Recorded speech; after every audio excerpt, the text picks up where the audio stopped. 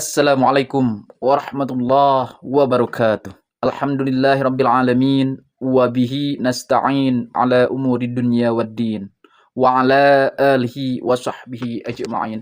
Amma ba'd. Puji dan syukur marilah kita panjatkan kepada Allah Subhanahu wa taala. Salawat dan salam semoga tercurah limpahkan kepada baginda Nabiullah Muhammad sallallahu alaihi wasallam. Hadirin rahimakumullah, izinkan pada hari ini di hari puasa yang ke-23, saya ingin menyampaikan sebuah hadis dari Aisyah yang diriwayatkan oleh Tirmizi. Dalam hadis ini menarik bahwa Rasulullah SAW pernah dilihat oleh Aisyah radhiyallahu anha bahwa beliau sering salat malam sampai kakinya bengkak.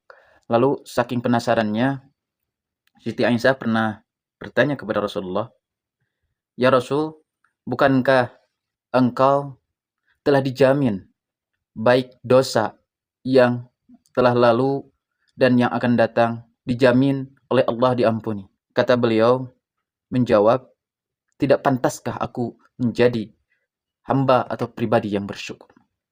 Seorang Rasulullah, jelas di riwayat siapapun, di hadis apapun, bahkan di dalam sejarah beliau yang diceritakan oleh para sahabatnya, menunjukkan bahwa beliau memang kalau dalam bahasa lain sebagai uswatun hasanah. Bahkan beliau sebagai orang yang benar-benar secara kapabilitas, secara kepribadian memang sangat menarik, bahkan sangat matang. Kisah lain diceritakan bahwa Rasulullah SAW pernah melakukan revolusi ya untuk tatanan Arab. Apa yang dilakukan oleh Rasulullah pada saat itu merupakan sebuah ide, sebuah gagasan yang termasuk ke dalam sebuah revolusi, bukan lagi sebuah perubahan yang perlahan-lahan, tetapi ini mendasar, mengakar, bahkan akan menjadi semacam titik balik beberapa kejadian-kejadian sukses lain yang perlihatan beliau adalah seorang yang pantas sebagai Rasul terakhir, Rasul penutup. Bahwa tak kalah banyak kisah yang dengan bahasa-bahasa, tetapi pada intinya ada satu ketika bahwa batu Hajar Aswad itu pernah tidak pada tempatnya. Ada yang mengatakan itu karena terbawa banjir, kemudian ditemukan karena Hajar Aswad atau batu Hajar Aswad ini adalah sebuah batu yang sangat bersejarah. Maka pantas saja barangkali ketika banyak orang yang menginginkan, atau pada saat itu banyak kaum atau kabilah yang mencoba untuk mendominasi, mencoba untuk memperlihatkan, "Hei, saya bisa, saya mampu, tidak perlu orang lain," dan lain sebagainya. Tetapi ketika itu Rasulullah SAW oleh Allah diberi kekuatan, diberi gagasan yang termasuk revolusi bahasa saya. Bahwa ketika itu Rasulullah mengusulkan kepada 4 pimpinan pada saat itu untuk bersama-sama meletakkan kembali yang dinamakan sebuah batu Hajar Aswad. Maka saat itu tetap ada proses yang dinamakan proses untuk memindahkan, tetapi berdasarkan mufakat, berdasarkan ajas kerjasama. Dan itu pada saat itu, ingat, hal yang dilakukan Rasulullah pada saat itu adalah sesuatu yang belum pernah terjadi.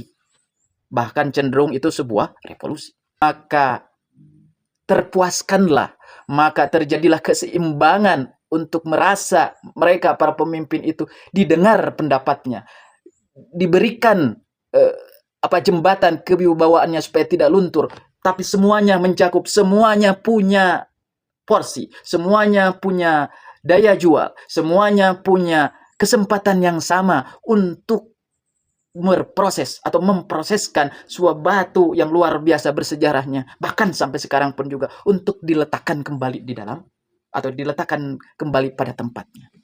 Menarik. Kalau kita kilas balik tadi bahasa atau hadis dari Tirmizi ya dan Abu Daud, bahwa seorang Rasulullah saja sangat merasa bertanggung jawab, penuh dedikasi. Kalau bahasa sekarang barangkali penuh dengan profesionalisme untuk tetap melakukan apa yang disebut dengan bahasa kita adalah mensyukuri nikmat yang telah diberikan Allah kepada beliau. Ini kalimat syukur adalah sebuah kalimat yang barangkali semua orang bisa mengatakan, semua orang pandai untuk melakukan, tetapi tidak semua orang bisa. Bahkan saya pribadi adalah orang yang termasuk belum terbiasa membiasakan diri untuk melakukan apa yang dinamakan sebuah praktek rasa syukur. Banyak cara, banyak sejarah yang mengatakan, banyak hal yang dilakukan, baik oleh kita kaum muslim ataupun teman-teman kita bukan muslim yang melakukan apa yang disebut dengan praktek rasa syukur. Bahkan salah satu rasa syukur adalah ketika kita memperlihatkan keprofesionalan kita di dalam jabatan kita, di dalam tugas kita, di dalam peribadahan kita, maka itu adalah sebuah capaian yang luar biasa. Rasul adalah seorang teladan. Rasul yang tidak akan pernah punya lagi, bahasa saya barangkali, pengganti. Dalam artian bukan pengganti segi jabatan, tetapi dari segi beliau melakukan apapun, baik qauli, fi'li, maupun amalinya.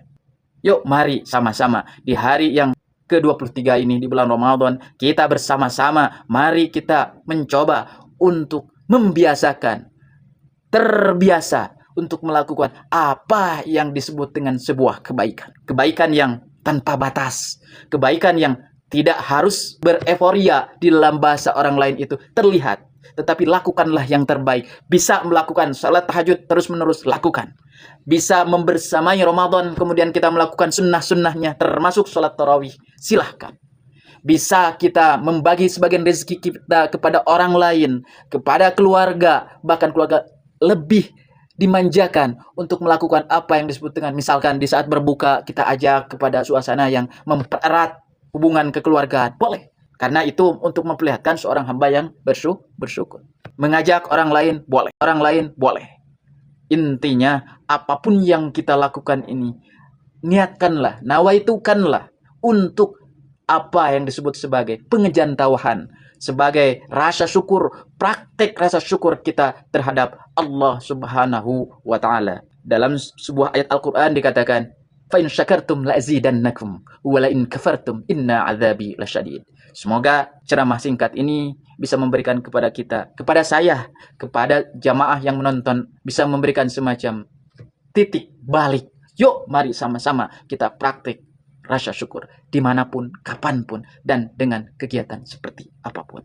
Kurang lebihnya mohon maaf. Billahi fisabilil haq. Assalamualaikum warahmatullahi wabarakatuh.